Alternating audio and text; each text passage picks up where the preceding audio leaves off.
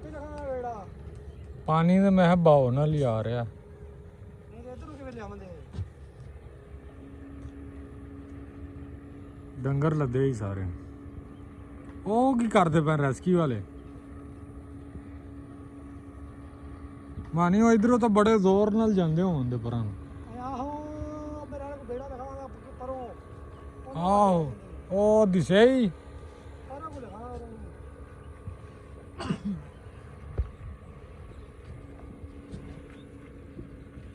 ਥੱਲੇ ਕਿਉਂ ਜਾ ਕੱਲ ਲੱਭੇ ਕਿੱਧਰ ਗਿਆ ਹੈ?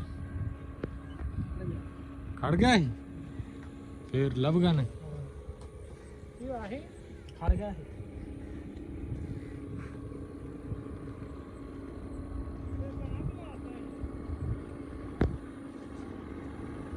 ਇੰਜਨ ਲੱਗਾ ਹੈ ਜੀ।